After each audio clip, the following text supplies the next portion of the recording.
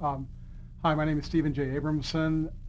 We have a legend with us today. This is Tom Poston, and I have the pleasure of interviewing him. Today is February 9th, 2006. We are in Beverly Hills, California, and this is for the Archive of American Television. Do you want? Okay.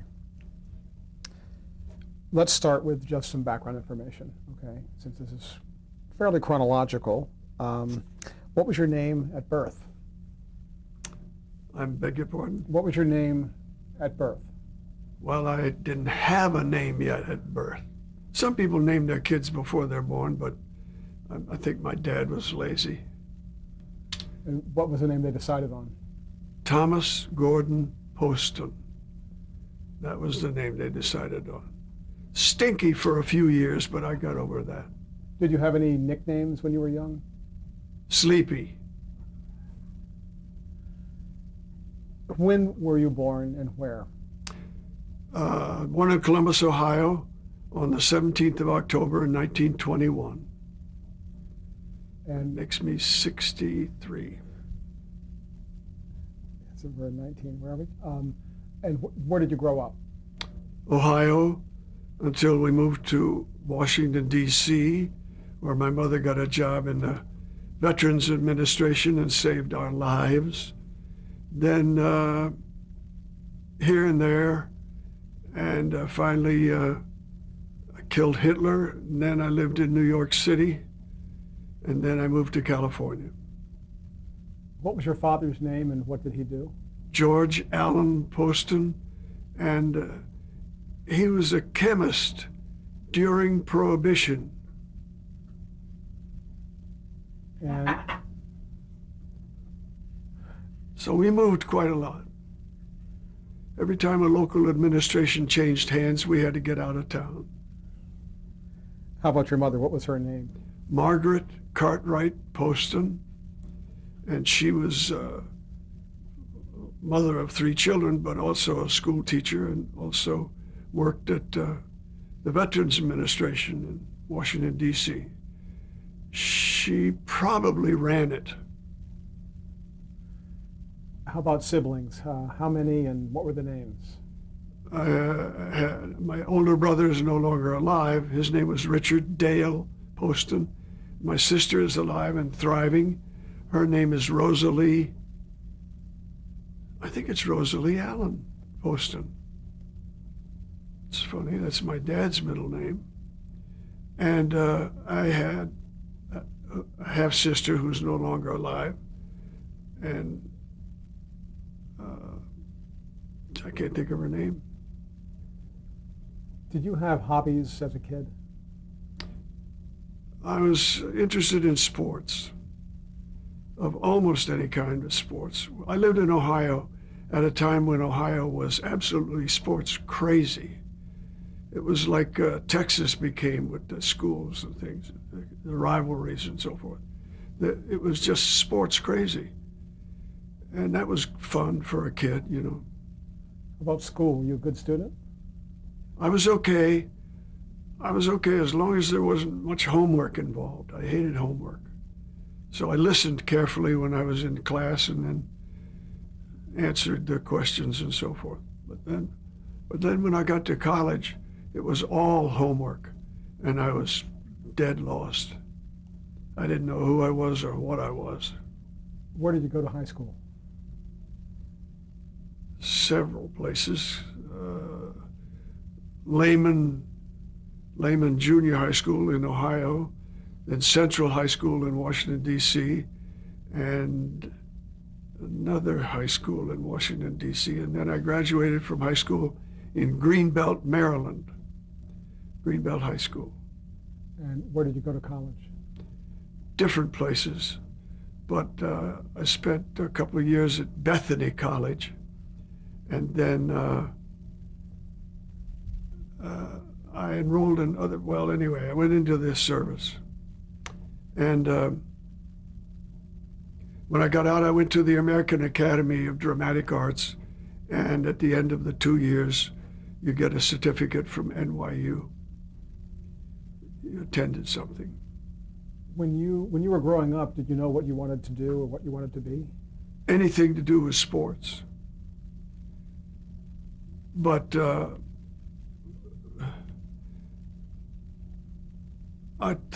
time I thought I wanted to be a drummer when I was a kid, but I never studied drums in any form. So of course I'm not a drummer, even remotely. But I wanted to be a fighter. I thought I was going to be a fighter. And then the service kind of interrupted that. So that was, otherwise my father said my brother was going to be a doctor. That meant I was going to be a lawyer. That meant, my sister was going to be an Indian chief. How old were you when you decided that show business was the career for you? How old? Mm-hmm. I was in my 20s. My brother had been involved in show business deeply, and I thought that the people he hung out with were idiots. I didn't think that there was any quality to them at all, and they took themselves so seriously, and I was just amazed that they could thrive. So when we were in the service, we were both pilots, and in communication, we decided to do the same thing together after the war. I assumed naturally that it would be flying some kind of surplus aircraft in a non-sched airline of some. It seemed natural to me. And then on sober reflection, I realized that my brother was never going to give up show business. He was so enamored. And I'd be flying TNT over the Andes, and he would be in Boca Raton, Florida, saying, "Dinner is served." And so I said, wait a minute. And I saw an article about the American Academy and Charles Jellinger, the boss of the Academy. I said, I'd like to study with him no matter what he taught. So I sent a letter to them saying, I'd like to be involved in your program. When I got there after the service, I said, I'm here. And they said, who are you? And I said, I wrote you a letter. We didn't get any letter. So my brother interceded for me there because the school session had already started a week or two. And they were adamant about there's no such thing as, but he interceded for me with his chest full of medals and so forth. And they agreed to let me study there for the 2 years. It was very, very rewarding. And in the process, I got to be enamored of the business as well. Did that lead directly to your first job? First job? Your first professional job? I don't think so. The first professional job was in a summer theater that my brother and I owned and lost lots of money. I knew nothing. I had just taken 1 year of the academy and still knew nothing. And so my brother, he made me the stage manager. Well, to say that I didn't know what that meant is, anyway, opening night, after the play was over, the audience was applauding, I was the stage manager, and my brother looked over to me and said, pull the curtain. And I said, what? He said, pull the curtain.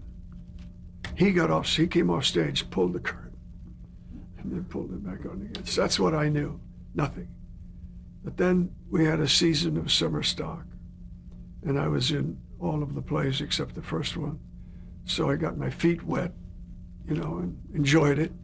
Went back to the academy and got my first Broadway show. He had heard that a friend of his had told him that somebody was leaving the show Cyrano de Bergerac with Jose Ferrer. So I just accompanied him because we had dinner together at some sailors, you get a nice meal for $1.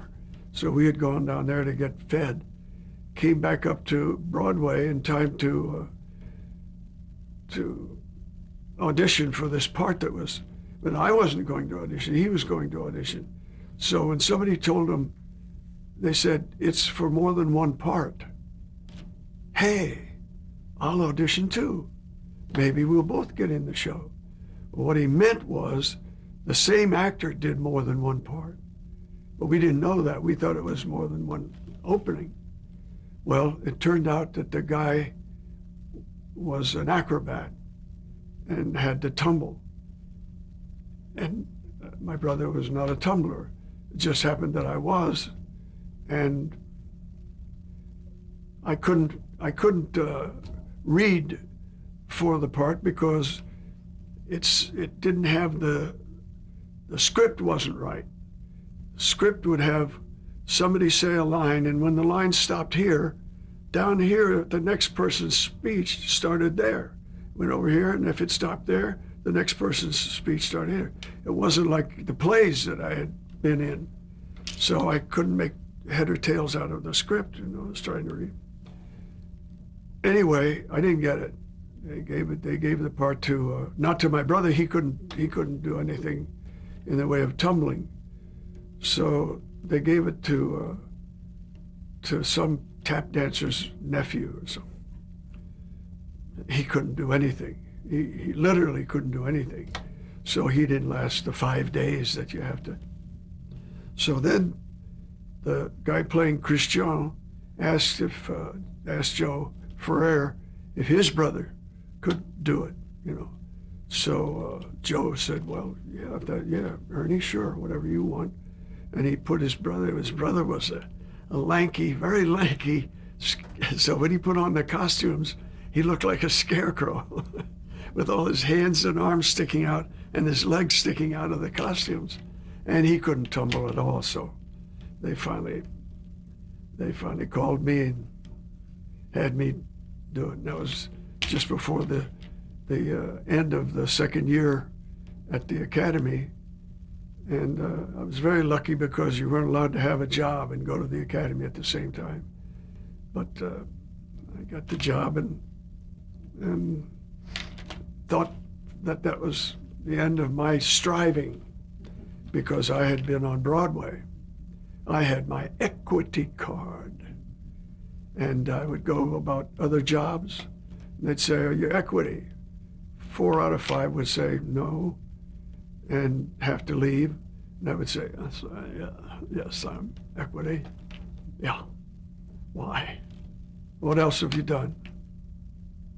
Where? What else have you on Broadway? No, I haven't been in anything else. Get out of here. So it wasn't as easy as I thought it was going to be because I had my equity card. Struggling and taking any job I could possibly get till, well, actually, when I got the Steve Allen show, I had been in summer theater, winter theater, Broadway, motion pictures, television, and actually had my own show on television, and nobody knew who I was. I did the Steve Allen show, playing a moke who couldn't remember his own name, and the next day, the nation knew of my work. Guys in cabs would drive by and see me and yell, hey, dummy. So that's how powerful the Steve Allen show was as far as recognition was concerned. I want to get back to the Steve Allen show, but a couple more things I want to fill in up to that point. What were the Flying Zebleys? That was an acrobatic team that I was part of. Is that what you were describing before, or this is a different? I'm sorry? Was this what you were describing before, this production that required tumbling, or was this? That was Cyrano de Bergerac had 5 parts. Okay. 5 parts that one actor played, and in 2 of them, some tumbling was required. Well, I had to fall off a wall this high onto the wooden stage on my head. And when we auditioned for that explains it. One time after it, I saw Joe. We were running to change costumes, and I said, excellent performance tonight, right? So the audition took place in a dark stage with a work light, very mysterioso. 30 guys lined up on the stage. They were all there for the same part. And I stood next to a guy who weighed 350, 400 pounds, a lot of weight. Not a big guy, just fat. And they asked us all if we would jump off this parapet onto our heads at the end of Act 4 for a big finish. And this guy next to me said, yes, he would. And I said, what am I getting into? Because he would still be going down. I mean, there was no chance that he would live. And he was willing to die to get a part in a show. So what am I getting into? I want to touch on your military service. How did that, were you drafted? Did you enlist? And then My brother was slightly older than I, and he had a draft number. He had a draft thing that he had to follow. I was too young to get drafted. So we were out here, and we came from Boston to California because he was in the movies, wanted to be in the movies and work. And he said, listen, we were playing tennis in Griffith Park when December 7th. And he said, well, listen, they're going to call me up, so I think I'll enlist. So I said, well, I'd be willing to enlist too if we could join the Air Corps and be trained for be pilot. So we went to the where those guys, the recruiting station said, can we take the courses necessary to get into flying training in the Air Corps? Yes, absolutely. This was when the Air Corps was part of the Army. Yes, absolutely, no problem. So we undertook to volunteer and killed Hitler after that. He had it coming. So where did you fly? You flew in Europe? Europe, North Africa, Sicily, Italy, England, France, Germany, south of France. A lot of. They used to have a point system. If you had so many points from so many sorties and so many missions and so forth, you got to go home for a leave. Well, I had 3 or 4 times as many points as you needed to go home. There wasn't any going home. I didn't care. I wanted to fight and kill Hitler. And did you? When did the military service end for you? I'm sorry? When did it end for you? At the end of the war, when the war was over? Yes. Okay. I couldn't hear the first part. No, of I the said, question. when was your service over? When did you finally get to come home? Oh, 45. The end of I was on my way to Japan when that was terminated. So you can't get me to say anything bad about the atomic bomb. What was your first professional role in television? Probably in a show with Kobo the Clown. Maybe. That was in the 50s. The 50s, I think. I'm just going to mention some early productions that you were involved with, and just give me a reaction or any thoughts about them or anything you'd like to say about them. Well, the Philco Television Playhouse, Cyrano. What do you recall about that? Was Fred Coe, was he involved with that? Yes. What was it? What was the name of the show? The Philco Television Playhouse, Cyrano de Bergerac. Well, that was Cyrano de Bergerac, yeah. That was with Joe, again, with Ferrer. And a lot of the guys that were in the Broadway show or the movie, which he had already done the movie, I think, I believe. And but I didn't get to see much of Fred Coe or understand him. I was just a small part. But it was nice. I liked and admired Ferrer. I thought he was a genius. What about Tom Corbett, Space Cadet? Let's see, that was with Frankie. He was a kid actor, and then he grew up and did Tom Corbett, Space Cadet. Oh, that was fun. I died on the first show. I was a Venusian or a Martian or a something or other, or Mercurian? what? Mercurian. Mercurian. And, oh God. One of the ways that they made smoke in those early days was with an acid that they would atomize, and it would enter the atmosphere and look like smoke. So they wanted me to die in a smoky death. So they had some of the ice, dry ice smoke around, but then they wanted that little smoke around my head and face. So they had this little bulb, and I'm dead, lying on the floor, and this acid enters my nose.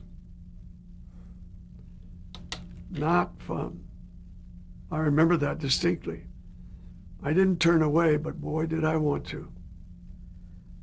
Studio That One. was all live stuff, you know, it was live TV. If I turned my head away, it would have been, he's alive, he's alive.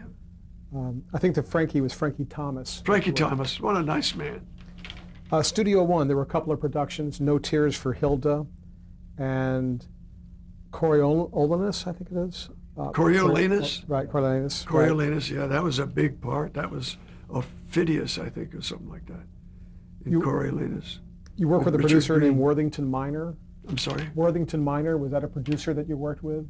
Oh, Worthington Minor, he ran Studio One in New York. That was one of the major production shows in New York. Philco, U.S. Steel, Studio One, Armstrong, Circle Theater, Nash, I can't remember any of the others, but that was a major studio in New York, Worthington Minor. Did you enjoy the live part of television? That was all there was. I guess I should say it this way. Since you've done film, since subsequent to that, did you look back on that as a time that was a whole different kind of approach or energizing experience doing live television versus filmed? I still can't get you, well, television is different from film in many ways now. But I still can't really get used to how much time it takes to do a movie. As some famous actor once said, I don't get paid for acting in movies. I get paid for waiting. And that's what you do. You just wait and wait and wait and wait. It takes so much time. And I had this childlike idea that a movie should take about as long to make as it takes to see it. What's the problem, you know? Get everybody to learn what they're supposed to do, go there, do it, and go home. But it's just not like that. And I'm not very good at piecing little pieces together to make a whole. You know, I like to see the whole right there, and that's it. And television, television now is different than it was, quite a lot different.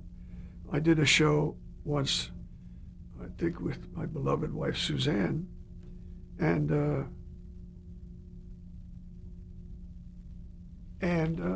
there was a break in the shooting, and pretty soon it was 5 minutes, and 10 minutes, 15 minutes, 20 minutes later, I said, "What the hell is going on?"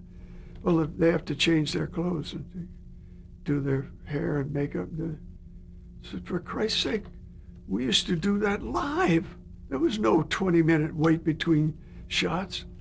And that's the nature of television now, because turn off the camera and there's no show. When everybody's ready, you turn the camera back on. And some people do enjoy taking long periods of time to fluff up their hair. There was a production of the Hallmark Hall of Fame called The Christmas Tree. Do you recall that?